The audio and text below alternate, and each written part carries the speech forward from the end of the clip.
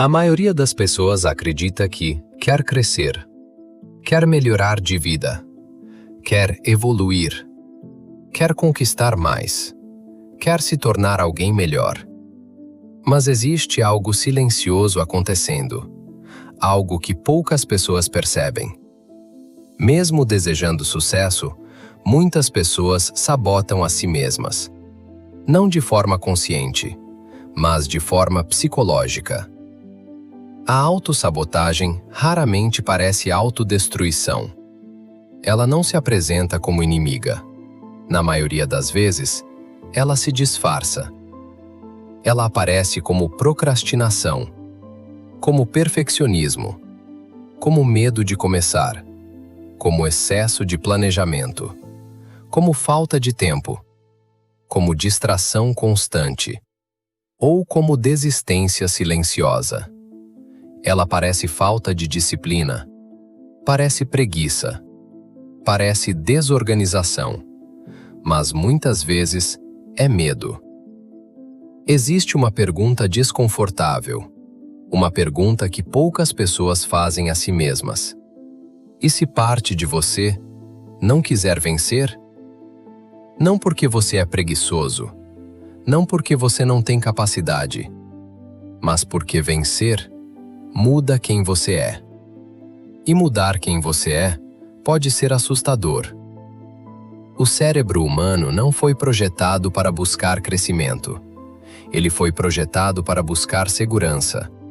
Segurança emocional, segurança social, segurança psicológica. Ele prefere o conhecido ao desconhecido. Mesmo quando o conhecido é frustrante, mesmo quando o conhecido é limitante, mesmo quando o conhecido não traz felicidade, porque o conhecido é previsível, e o previsível parece seguro. Por isso tantas pessoas permanecem presas em padrões que dizem odiar, empregos que não gostam, relacionamentos que não funcionam, hábitos que as prejudicam, projetos que nunca terminam. Não porque elas não queiram mudar, mas porque o cérebro percebe a mudança como risco. O sofrimento conhecido parece menos ameaçador do que o sucesso desconhecido. Existe um conceito na psicologia chamado zona de identidade. Cada pessoa possui uma imagem interna de quem acredita ser. Uma narrativa psicológica. Uma história sobre si mesma. Talvez você se veja como a pessoa que nunca termina projetos, a pessoa que sempre começa e desiste, a pessoa que não é boa com dinheiro, a pessoa que não tem disciplina, a pessoa que não nasceu para liderar. Essas histórias não são apenas pensamentos, elas se tornam identidade.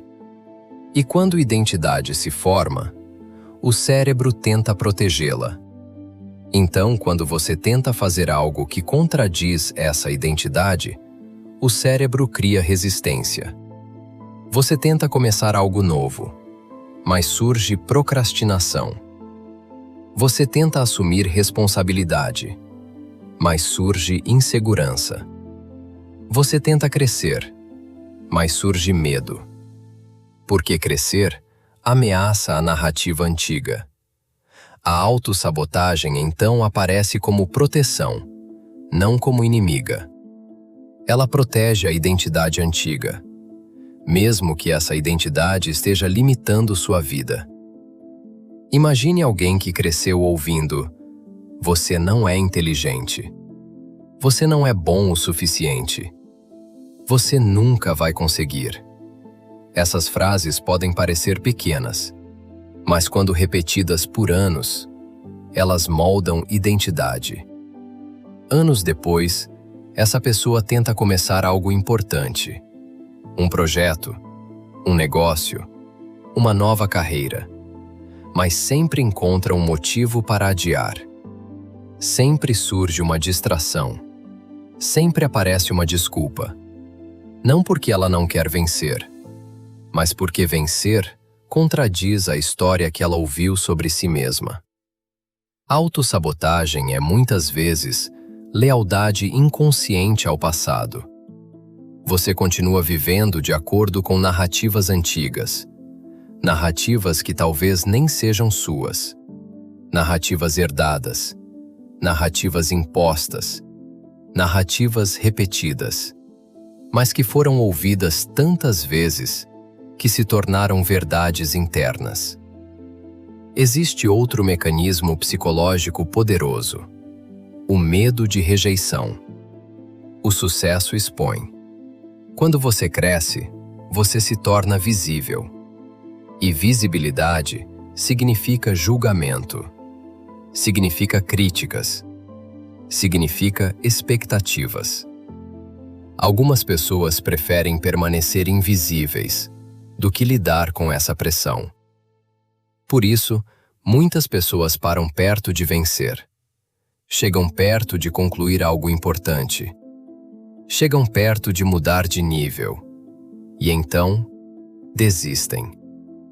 Ou criam caos, ou mudam de direção, ou encontram falhas imaginárias.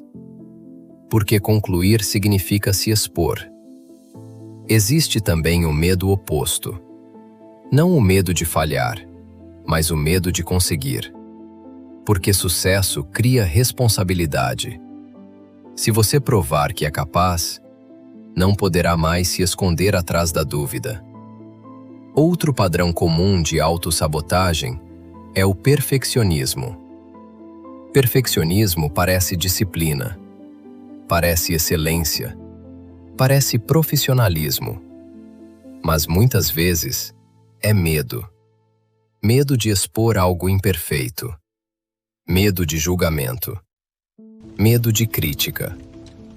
Então a pessoa revisa, ajusta, refaz, reescreve, melhora, planeja, replaneja e nunca termina.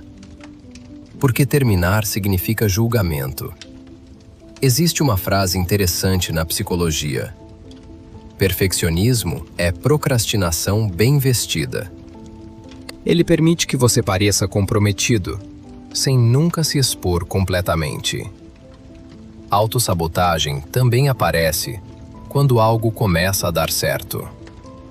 Quando oportunidades surgem, quando reconhecimento aparece, quando o crescimento começa.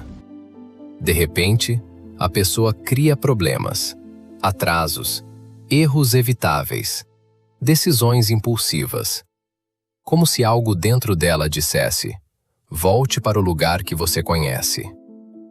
Isso acontece porque o cérebro tenta manter coerência interna. Se sua identidade diz que você não merece sucesso, qualquer sucesso cria conflito psicológico. E o cérebro resolve esse conflito, restaurando o padrão antigo. Autossabotagem também está ligada à autoestima. Se você acredita que vale pouco, não aceitará resultados altos por muito tempo. Inconscientemente, você vai reduzir seu próprio potencial, para manter coerência com a imagem que tem de si mesmo. É por isso que algumas pessoas repetem ciclos, ganham dinheiro e perdem, conquistam oportunidades e desperdiçam, começam projetos promissores e abandonam. Não por falta de talento, mas por conflito interno. Existe também um aspecto neurológico. O cérebro prefere recompensas imediatas. Dopamina é liberada rapidamente. Redes sociais, comida, entretenimento, distrações. Enquanto o crescimento exige esforço prolongado. E esforço prolongado ativa resistência. A autossabotagem então encontra justificativas. Hoje não é o melhor dia. Preciso me preparar mais. Talvez depois. Vou começar amanhã. Mas amanhã raramente chega. Porque o problema nunca foi o momento. Foi o conflito interno. Autossabotagem não significa fraqueza. Significa conflito psicológico. Uma parte de você quer crescer. Outra parte quer permanecer segura. Essas duas forças competem dentro da mente. A solução não é apenas disciplina. Disciplina sem consciência cria guerra interna. E guerra interna gera exaustão. O primeiro passo é consciência. Observar padrões. Perguntar: por que estou adiando isso? O que exatamente eu temo? O que mudaria na minha vida se isso realmente desse certo? Quando você começa a fazer essas perguntas, algo muda. Você começa a perceber que muitas barreiras não são externas, são narrativas internas. Autossabotagem perde força quando se torna visível, porque ela prospera na inconsciência. Mas quando você ilumina o padrão, ele enfraquece. Crescimento exige atualização de identidade. Você precisa começar a se ver como alguém capaz, como alguém que pode terminar, como alguém que pode sustentar sucesso. Talvez a maior transformação não esteja em trabalhar mais, mas em parar de lutar contra si mesmo. Porque no final, a maior barreira entre você e o próximo nível raramente é o mundo. Na maioria das vezes, é a história que você acredita sobre si mesmo. E a pergunta final é simples: você está lutando contra o mundo ou contra a versão antiga de você?